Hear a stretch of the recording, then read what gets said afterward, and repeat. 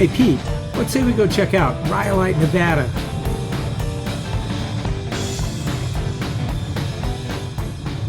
Did you know this Wild West boomtown sprung to life after a couple of prospectors discovered high-grade, extremely valuable gold ore in 1905? Several mining camps, including Rhyolite, popped up in this region, which later became known as the Bullfrog Mining District. But why a name like Bullfrog in the middle of an arid desert? Well, the two prospectors who discovered gold in the area, Frank Shorty Harris and Ernest Ed Cross, decided that the rock found throughout this region looked greenish and was spotted with big chunks of yellow metal resembling the back of a bullfrog. While mining camps were common in Nevada during the late 1800s and early 1900s, Rhyolite stood out because of the tremendous value tethered to the ore samples. The traces of gold found in ore coming from the Bullfrog area mines were known to bring a stunning $16,000 per ton, which translates to about $450,000 in modern standards. Word of this wildly lucrative operation spread all the way north to Goldfield and Tonopah, and what originally started out as a two-tent mining camp soon boomed to an estimated 5,000 people within 6 short months. As if Rhyolite sprung to life overnight, this community quickly became the epicenter of the Bullfrog Mining District, and aside from a swelling population, boasted 50 saloons, 35 gambling tables, 19 lodging houses, 16 restaurants, several barbers, a public bathhouse, and the Rhyolite Herald, a weekly newspaper publication. Now, to add to an already growing population, a hard-to-imagine 4 daily stagecoaches connected the world's greatest camp to Rhyolite, ushering in a steady flow of people to Nevada's newest gold discovery.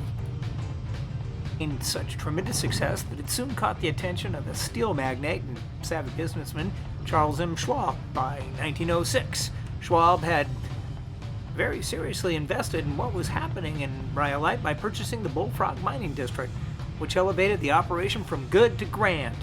Thanks to Schwab, Rhyolite soon had the most decadent features of any boomtown in the region, with the implementation of electricity, indoor plumbing, and a contract with the Las Vegas and Tonopah Railroad to run a spur line to the area. Now, before long, 3 railroads were serving Rhyolite, and just 1 year later, the Tonopah and Tidewater Railroad, RRT, began service to Rhyolite as well.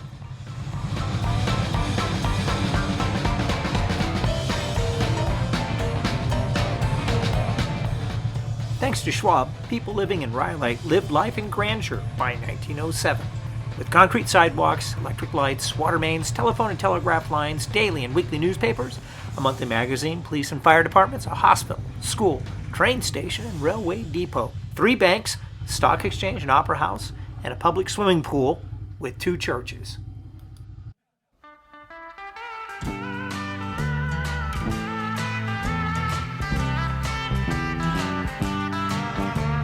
Clouds so swift, rain won't lift, gate won't close, railings froze. Get your mind off winter time, you ain't going nowhere. Cruising right behind, tomorrow's the day, a bride's gonna come. Oh, oh, are we gonna fly down in the easy chair? I don't care how many letters they send.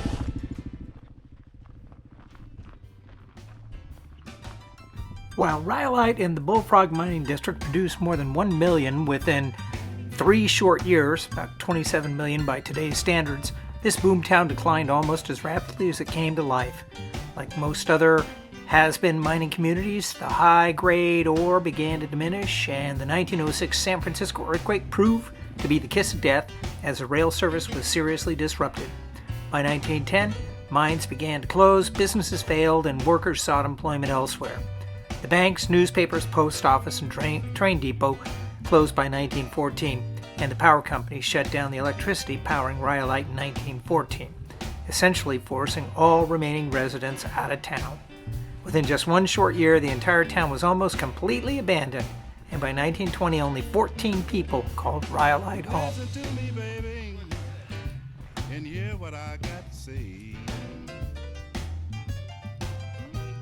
I said, listen Though the lights went out in 1914, they turned back on a decade later when Paramount Pictures and Rhyolite used Rhyolite as a setting for the film The Airmen. With countless opportunities for drinking in true American West scenes and connecting with another time, perhaps the most pristine is the Tom Kelly Bottle House, built completely out of 50,000 medicine, beer, and whiskey bottles, maybe even a Tanqueray bottle. Restored for a Paramount Pictures film in 1926, the house still stands today and is the oldest, largest known bottle house in the United States. We're going around the corner and have a drink of Tanqueray. Aside from being featured on the silver screen, tourism soon began to flourish in nearby Death Valley National Park, and Rhyolite saw a wave of visitors during the 1930s. A few souvenir shops opened, and by 1984, Belgian artist Albert Jelekowski created his rendition of the Last Supper sculpture. Today, this outdoor sculpture garden is known as the Goldwell Open Air Museum on the southern entrance to the Ghost Town.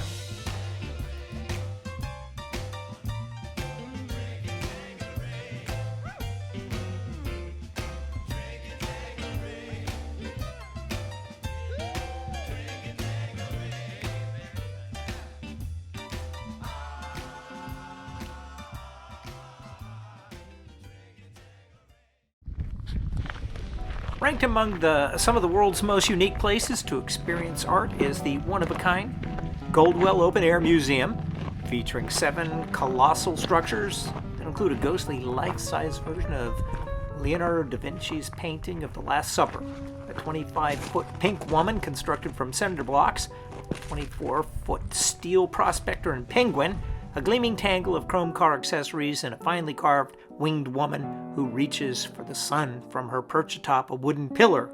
The Goldwell Museum is certainly no average art experience.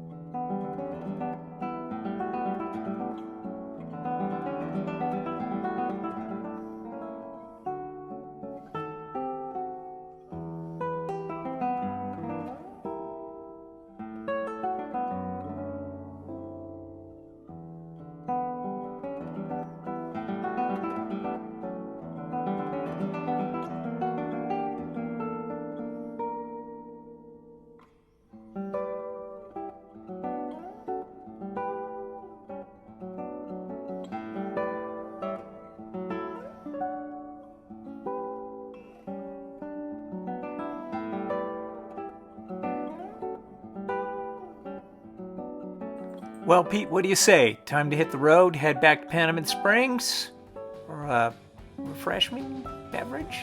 What do you think?